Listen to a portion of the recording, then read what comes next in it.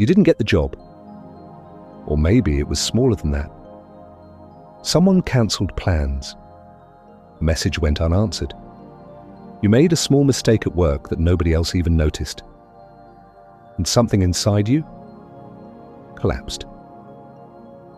Not just disappointment, something heavier. Something that felt like proof of something. Something that whispered, Of course this happened.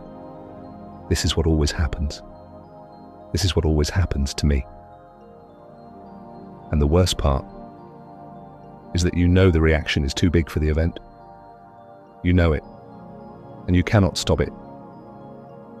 This is not weakness. This is not oversensitivity. This is your unconscious mind doing something very specific. Something it learned a very long time ago. Once you understand what it is, it loses most of its power over you.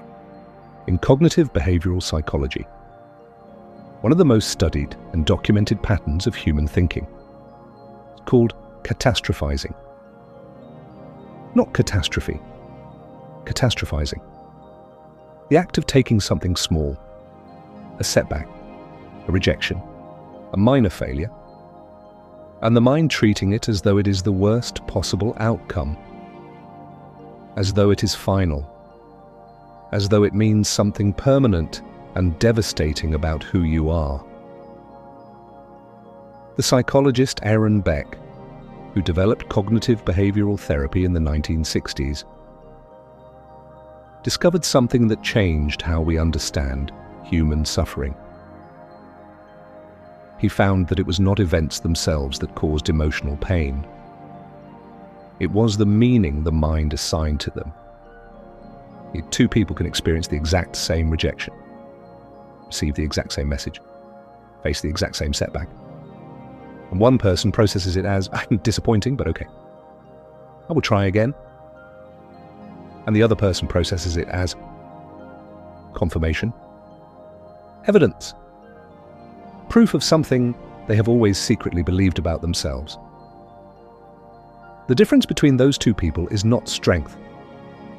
It is not resilience. It is not emotional intelligence. It is the belief system operating quietly beneath the surface. Beck called these core beliefs. Core belief is not a thought you are aware of having. It is deeper than thought. It is the assumption the thought is built on top of. The thought might be, failed at this presentation. Core belief beneath it might be, I am fundamentally not good enough. The thought might be, she didn't reply to my message. Core belief beneath it might be, people always leave. I'm not worth staying for. Thought might be, I made a mistake. The core belief beneath it might be, I'm a burden. I always get things wrong. Cannot be trusted. Do you see the structure? Small disappointment is the trigger. The devastation, collapse, disproportionate pain. It is coming from somewhere else entirely. It's coming from a story the mind has been telling itself for years, possibly decades. And every small disappointment that arrives is not experienced as itself. It's experienced as evidence for the story. Confirmation that the belief is true, that it was always true, that it will always be true. This is why the reaction feels so large, because you are not reacting to the cancelled plan. You are reacting to every cancelled plan, every rejection, every disappointment, every moment that ever felt like proof of this thing you believe about yourself. The present moment is carrying the weight of every similar moment that came before it. So where does a core belief come from? Beck and his colleagues found the same answer, almost without exception. It comes from childhood, not always from dramatic trauma, not always from obvious wounds. Sometimes from the quieter things. Parent who praised achievement but went silent after failure. Teaching the child, I am only lovable when I succeed. A classroom where being wrong meant embarrassment. Teaching the child, mistakes are dangerous. Mistakes reveal something shameful about me. A home where love felt conditional. Where approval had to be earned.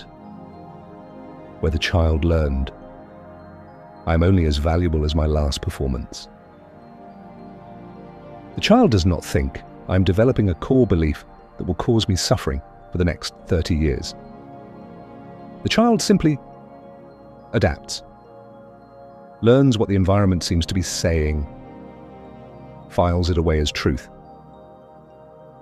and then carries it quietly, invisibly, efficiently into every classroom, every relationship, every workplace, every moment of disappointment that life eventually brings. This is what CBT calls a schema, a lens through which all experience is filtered, a template the mind uses to interpret new events based on old conclusions. Schema does not ask, what does this event mean on its own? It asks, how does this event confirm what I already believe? And it is extraordinarily good at finding that confirmation. Even when the confirmation is not really there. Beck identified a set of specific thinking patterns. He called them cognitive distortions, that the mind uses to maintain the core belief. 3 of them are at the heart of why small disappointments feel catastrophic. The first is called all or nothing thinking. This is the mind that sees everything in absolutes. If it is not perfect, it is a failure. If I am not fully successful, I am a complete failure. If this relationship has a problem, it is broken beyond repair. There is no middle ground, no nuance, no spectrum of outcomes between total success and total devastation.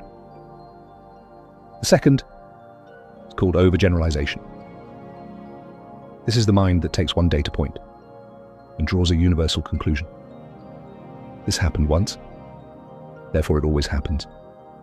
This went wrong, therefore everything always goes wrong. I failed at this, therefore I always fail. The words that signal overgeneralization are always never, everyone, no one, everything. When those words appear in your internal voice, cognitive distortion is almost certainly operating. The third, and perhaps the most painful, is called personalization. This is the mind that assumes responsibility for everything that goes wrong. The meeting went badly because of me. The relationship ended because of me. The mood in the room is tense because of something I did. Personalization makes the world revolve around your failures rather than simply all happening. These 3 distortions working together, all or nothing thinking, overgeneralization, personalization, can take the smallest setback and build it into evidence of a fundamental flaw in seconds,